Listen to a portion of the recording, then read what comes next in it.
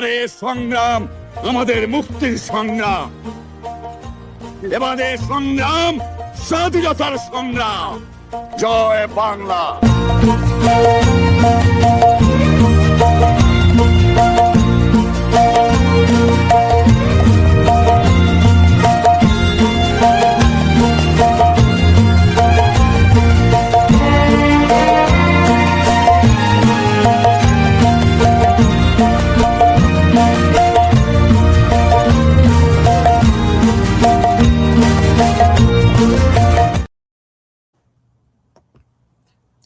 এএফপিকে দেয়া জননেত্রী শেখ হাসিনার একটা সাক্ষাৎকার 10-11 ঘন্টা আগে প্রকাশিত হয়েছে এবং সেটা আবার বাংলাদেশ সহ সারা বিশ্বের অনেক জায়গায় আবার খবর হয়েছে। শেখ হাসিনা দেশে ফিরবেন, এটা আসলে সবসময় আন্তর্জাতিক খবর।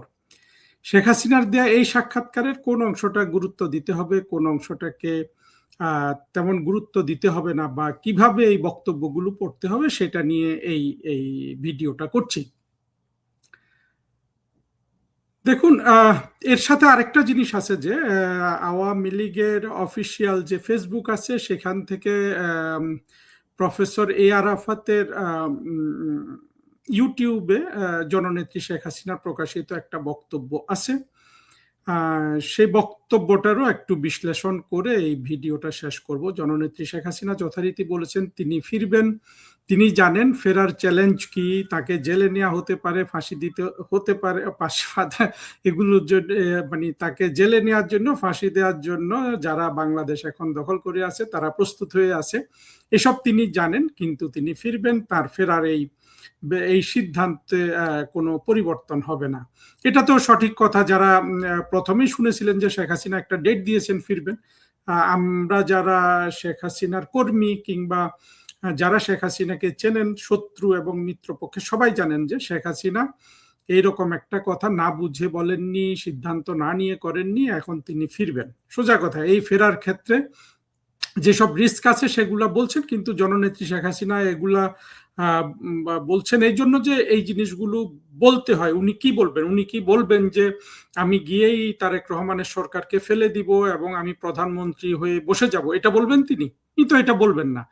ফলে যে কথাগুলো বলা হয় সেটার উপর আসলে এমফাসিস করার দরকার নেই। জননেত্রী শেখ হাসিনা দেশে ফিরবেন, কারণ হলো বাংলাদেশটা 2024-এ যারা জঙ্গি উত্থান করেছে, পরবর্তীতে যারা দখল করেছে, তারা বাংলাদেশটাকে চালাতে পারেনি। আমাদের বক্তব্য পরিষ্কার, এবং প্রধানমন্ত্রী শেখ হাসিনার ইন্টারভিউতে ওই বক্তব্যটা পরিষ্কার। মানে শেষের দিকে ইন্টারভিউর, এটা লিখিত ইন্টারভিউ ছিল, তিনি বলেছিলেন যে 2024-এর যে ছাত্র আন্দোলনের নামে যেটা হয়েছিল এটা ছিল অর্গানাইজড, প্ল্যান্ড, এটা ভায়োলেন্স ছিল এবং সরকার ফেলে দেওয়ার আন্দোলন ছিল, সুস্পষ্টভাবে বলেছেন। আর উনি ওইখানে যেটা নিয়ে সবাই ওনাকে খোঁচায় যে আপনি কি ক্ষমা চাইবেন, এক স্পষ্ট শেখ হাসিনা এটা নিয়ে কোনো কথাই বলেননি। তিনি বলেছেন যে যারা মারা গেছে তাদের সবার পরিবারের কাছে তিনি সমবেদনা জানান, কিন্তু তিনি যেটা বলেছেন যে রাষ্ট্র চালাতে গেলে একটা ছোট ঘটনা বা একটা ইনস্ট্রাকশন আইসোলেটেড দেখার কোনো মানে সেটাকে পৃথক করে দেখার কোনো সুযোগ নাই, সামগ্রিক বিষয়টা দেখতে হবে। সত্যকার হলো যে সামগ্রিক বিষয়টা আমরা বিভিন্ন বক্তব্যে বলে আসি, সেটা হলো প্রধানমন্ত্রী শেখ হাসিনা 2024-এর জঙ্গি উত্থানকালে বাংলাদেশের প্রধানমন্ত্রী ছিলেন, চিফ এক্সিকিউটিভ, রাষ্ট্রের প্রধান নির্বাহী কর্মকর্তা। সুতরাং তাকে শান্তি শৃঙ্খলা রক্ষা করার জন্য যা করার তা করতে হতো, কিন্তু তিনি সেটা করেননি। তিনি যেহেতু জঙ্গিদের মেরে ফেলছিল, জঙ্গিরা নিরীহ মানুষদের মেরে ফেলছিল, পুলিশ এই ধরনের আত্মঘাতী হামলার মুখে পুলিশ অনেকটা কিংকর্তব্য বিমূঢ় হয়েছে, সেনাবাহিনী ইতিমধ্যে পক্ষ ত্যাগ করে জঙ্গিদের পক্ষে চলে গেছে। এই অবস্থাতে শেখ হাসিনা চাননি যে আর মানুষ মরুক। সেই জন্য তিনি স্পষ্টভাবে তখনকার পররাষ্ট্রমন্ত্রী ডক্টর হাসান মাহমুদের সাথে তার একটা বক্তব্য, যেটা ইউনুসের দস্যুতন্ত্র প্রকাশ করেছিল, সেটাতে সুস্পষ্টভাবে আছে যে শেখ হাসিনা কোনোভাবেই চাননি একটা মানুষও মারা যাক। সেটাই ছিল স্পিরিট, এবং আমরা মনে করি যে শেখ হাসিনার সেই স্পিরিটটা ওনার মানে ওনার জন্য এজ এ হিউম্যান বিং কিংবা মানবতাবাদী রাষ্ট্রনায়ক এবং গণতান্ত্রিক মানসিকতার রাষ্ট্রনায়ক হিসাবে ঠিক আছে, কিন্তু আমরা মনে করি যে সেই সময় কিছু ভুল হয়েছিল, আর্মিকে মোটেই বাংলাদেশের রাস্তায় নামানোর দরকার ছিল না, আওয়ামী লীগ একাই যথেষ্ট ছিল। এখন আসলে ভেতর থেকে বোঝা যায় যে ওবায়দুল কাদেরই সঠিক ছিলেন, ছাত্রলীগই সঠিক ছিল, কিন্তু আসলে পরিকল্পনাটা ছিল না যে কিভাবে এটাকে মোকাবেলা করতে হবে, কিংবা ভারত যেভাবে তাদের ককরোচ আন্দোলনকে মোকাবেলা করেছে সেইভাবে এটা মোকাবেলা করা হয়নি। যা ভুল হওয়ার হয়ে গেছে, কিন্তু এইখানে শেখ হাসিনার বিরুদ্ধে যে অপবাদ সবাই দেয় সেটার কোনো ভিত্তি নাই, এবং সেটা আমরা মানিও না। শেখ হাসিনা সেটা সুন্দর জবাব দিয়েছেন, এবং যেগুলো আসলে মানে শোভন ভাষা, যেটাকে আমরা বলি যে ডিপ্লোম্যাটিক অ্যান্সার, সেটাই তিনি দিয়েছেন। এখন চলে আসি যে শেখ হাসিনার যে বক্তব্য প্রকাশিত হয়েছে প্রফেসর এ আরাফাতের ইউটিউব থেকে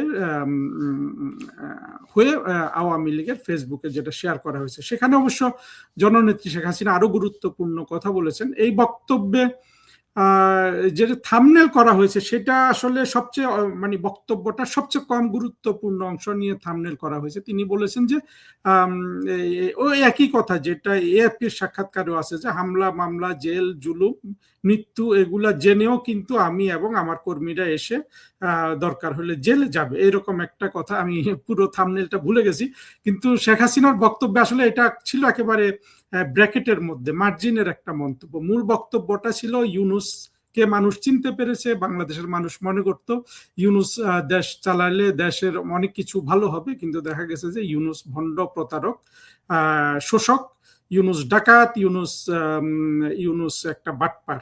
এইটা উনি ওনার মতো ভদ্রভাবে বলেছেন। আমরা তো শেখ হাসিনার বক্তব্যকে ভদ্রভাবে আমরা যেটা মিনিং সেটাই বলছি।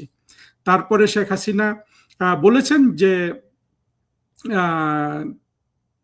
দেশের যে আজকে দুরবস্থা, এটার জন্যই তাকে দেশে আসতে হবে। সত্য কথা হলো এটাই, বঙ্গবন্ধু এবং শেখ হাসিনা তাদের সংগ্রামটা কিন্তু হলো মানুষের দুঃখ কষ্ট, মানুষের দারিদ্র ক্ষুধা, এগুলোর বিরুদ্ধে সংগ্রাম।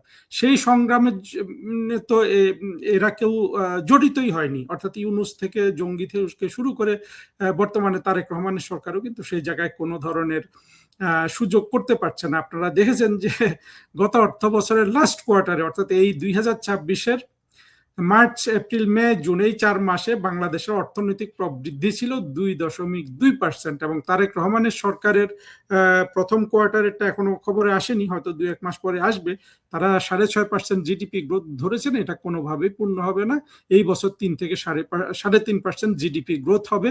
এইটাই আমি যত আমাদের অর্থনৈতিক মুরব্বী আছেন, মানে অর্থনীতিবিদ আছেন বাংলাদেশের, অত্যন্ত শ্রদ্ধেয় এবং যারা বোঝেন এই জিনিসগুলো, আমি তাদের সাথে আলাপ করে বলছি, তারা কেউই কিন্তু এটাতে আর কোনো ধরনের উন্নতি দেখতে পাচ্ছেন না। আমি নিজে অর্থনীতিবিদ না হলেও আমি অর্থনীতি প্রাইমারি খবরগুলো পড়তে পারি, বুঝি, এবং অর্থনীতিতে আমার একটা জেনারেল পাঠ আছে, এটা ধরে নিতে পারেন আপনারা।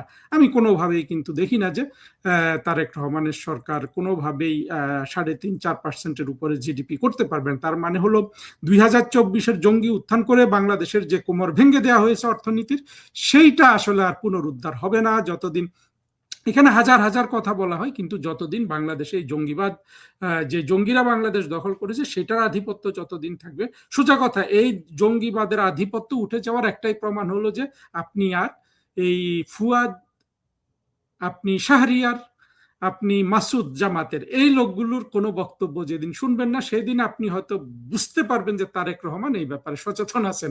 যতদিন এদের বক্তব্য আপনি রাস্তায় দেখবেন, ফেসবুকে এদের হইচই দেখবেন, গালাগালি দেখবেন, চিৎকার দেখবেন, এদের ক্ষোভ দেখবেন, এদের বিকৃত অঙ্গভঙ্গি দেখবেন, এদের গোল চোখ দেখবেন, ততদিন বুঝতে পারবেন যে তারেক রহমান সরকার আসল জায়গায় হাতি দিতে পারেনি। অবশ্য এটা ছাড়াও আরো যে স্ট্রাকচারাল চেঞ্জের দরকার ছিল সেগুলো তো তারেক রহমান সরকারের কোনো দক্ষতা নাই। আমি তারেক রহমানের সরকারকে বলবো যে আপনারা যদি বাংলাদেশের মানুষের কাছে ভালো থাকতে চান, ভবিষ্যৎ রাজনীতি নিরাপদ করতে চান, আপনারা এগুলো নিয়ে একটু ভাবুন।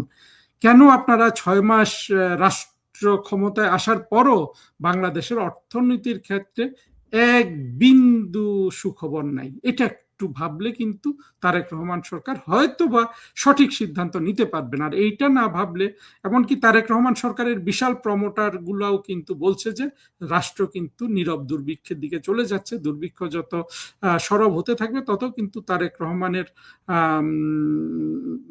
তারেক রহমানের ব্যক্তিগতভাবে ওনার স্টেক বাড়বে। তারেক রহমান দেখুন, শেখ হাসিনা বা আওয়ামী লীগের যে বিপদ হয়েছিল এটা তো কেটে গেছে, এখন তো ফেরার পালা। কিন্তু তারেক রহমান সাহেব এবং তার যে দুর্বল রাজনৈতিক দল, যদিও জনসমর্থনে সবল, কিন্তু কৌশলে বুদ্ধিতে তো রাজনৈতিক দলটা দুর্বল, জামাতের চেয়েও বিএনপি। কাজে তারা যদি ভাবেন তাদের মঙ্গল হবে। এবং আমি বরাবরের মতো রিপিট করছি যে আমি কিন্তু বিএনপির একজন সুহৃদ, আমি বিএনপির কোনোভাবেই শত্রু না। এবং বিএনপি বাংলাদেশে টিকে থাকুক, আওয়ামী লীগ টিকে থাকুক, যে কোনো ধরনের দ্বিদলীয় ব্যবস্থা কায়েম না করলে তো আসলে গণতন্ত্র হবে না। সেক্ষেত্রে বিএনপি যদি সঠিক পথে না আসে, এটা আসলে জাতীয় পার্টি বা অন্য কোনো আধা ধর্মীয় দলগুলো এটা পূরণ করবে। সেটা তারেক রহমান সাহেবেরই উচিত এবং তার দলের নেতা বা যারা শুভাকাঙ্ক্ষী আছেন তাদের উচিত এই জিনিসটা বিবেচনা করে দেখার। আমার যতটুকু পরামর্শ দেওয়ার বাইরে থেকে আমি সেটা দিলাম। যে কথাটা বলে এই ভিডিওটা শেষ করব, শেখ হাসিনা সবচেয়ে গুরুত্বপূর্ণ যেটা বলেছেন সেটা হলো যে মুক্তিযুদ্ধের চেতনা ধরাশায়ী হয়েছে, সেইটাকে রক্ষা করার কথা তিনি বলছেন। আমাদের জন্য এটা অত্যন্ত সুখবর যে প্রধানমন্ত্রী শেখ হাসিনা এখন যত বক্তব্য রাখছেন সেখানে তিনি মুক্তিযুদ্ধের মূল্যবোধ বা মুক্তিযুদ্ধের চেতনার কথাটা তিনি বারবার আনছেন, যেটা আমাদের জন্য অত্যন্ত প্রয়োজনীয়। আমি বারবার বলছি, বঙ্গবন্ধুর আদর্শ, আওয়ামী লীগের আদর্শ, শেখ হাসিনার আদর্শ এবং বাংলাদেশের বেঁচে থাকা, এটা কিন্তু মুক্তিযুদ্ধের চেতনার সাথে সরাসরি জড়িত। মুক্তিযুদ্ধের চেতনাটা যদি ভুলও হয়ে থাকে তবু এটার সাথে জড়িত। কিন্তু আসার কথা হলো মুক্তিযুদ্ধের চেতনা খাঁটি। সারা পৃথিবী, মানব সভ্যতা, তারপরে আপনার ইতিহাস অগ্রগতি লাভ করেছে কিন্তু আমাদের মুক্তিযুদ্ধের যে চেতনা, যে অসাম্প্রদায়িক চেতনা, সেটার পথে। সুতরাং আমাদের তো এখানে ভয়ের কিছু নাই। আমরা মুক্তিযুদ্ধের চেতনাকে গুরুত্ব দেইনি, এখন দিচ্ছি। এবং জননেত্রী শেখ হাসিনার বক্তব্য আমি যতবার শুনি আমি কিন্তু এখন আগের চেয়ে অনেক বেশি আশাবাদী হচ্ছি। আমরা যদি মুক্তিযুদ্ধের চেতনায় যদি অটল থাকি, আমরা যদি সেটাকেই আমাদের পথ বলে মনে করি, বাংলাদেশ বাঁচবে, আওয়ামী লীগ বাঁচবে, আমরা বঙ্গবন্ধুর সম্মান পুনরুদ্ধার করতে পারবো জননেত্রী শেখ হাসিনার নেতৃত্বে। এই নিয়ে আরো অনেক বক্তব্য দেওয়ার আছে, বিশেষ করে মুক্তিযুদ্ধের চেতনা কি, কিভাবে এটাকে রক্ষা করতে হবে এবং কিভাবে মুক্তিযুদ্ধের চেতনার শত্রুদের, সে যত বড় শিক্ষিত হোক, যত বড় জ্ঞানী হোক, ফিলোসফার হোক, কবি হোক, সাহিত্যিক হোক, এদের সবাইকে পাকিস্তানি সেকুলার হিসাবে চিহ্নিত করে একইভাবে বাংলাদেশের যে মূল শত্রু, ৭১-এর ঘাতক দালাল রাজাকার বাহিনী, তাদের সাথে একসাথে কিন্তু এক ব্র্যাকেটে ফেলে তাদেরকে আমাদের মোকাবেলা করতে হবে। বন্ধুরা, সাথে থাকার জন্য ধন্যবাদ। এবং আমার এই চ্যানেলটা আপনারা সাবস্ক্রাইব করবেন, বক্তব্যগুলো শেয়ার করবেন অন্যদের সাথে। আশা করি আপনাদের ভালো লাগবে। যদি মনে হয় যে অযৌক্তিক কিছু বলেছি, প্রতিবাদ করবেন কমেন্টে এসে। আমি কিন্তু সংশোধিত হওয়ার জন্য সব সময় প্রস্তুত থাকি। আপনাদের সবাইকে আবারও ধন্যবাদ। আমার কিছু চাওয়ার নেই, আমি বাংলার মানুষের সেবা করতে এসেছি। মা বাবা ভাই সব হারিয়ে, সব হারাবার বেদনাকে সম্বল করে আমি বাংলার কৃষক, শ্রমিক, মেহনতি মানুষের মুক্তির জন্য সংগ্রাম করতে এসেছি। আমার সংগ্রাম সেই দিন সফল হবে বাংলার দুঃখী মানুষের মুখে যেদিন হাসি ফুটবে, বাংলার ঘরে ঘরে কোনো হাহাকার থাকবে না, বাংলার আকাশ বাতাস ক্ষুধার্ত নরনারীর হাহাকারে ভারী হবে না, বাংলার মানুষ ক্ষুধার অন্ন পাবে, বস্ত্র পাবে, বাসস্থান পাবে, চিকিৎসা পাবে, শিক্ষা পাবে, উন্নত জীবনের অধিকারী হবে। সেই দিন আমার সংগ্রাম সার্থক হবে, সেই দিন জাতির পিতার আত্মা শান্তি পাবে। এখনো ষড়যন্ত্র আছে, এখনো হুমকি দেওয়া হয় আরেকটি 15ই আগস্ট ঘটানো হবে। এখনো হুমকি দেওয়া হয় যে আমার পিতার লাশ পাওয়া গিয়েছিল, আমার লাশ নাকি খুঁজে পাওয়া যাবে না। যারা আমাকে হুমকি দেয় তাদেরকে আমি একটি কথাই বলবো, 17ই মে বাংলার মাটিতে পা দিয়েছিলাম, জীবনের পরোয়া আমি করি নাই।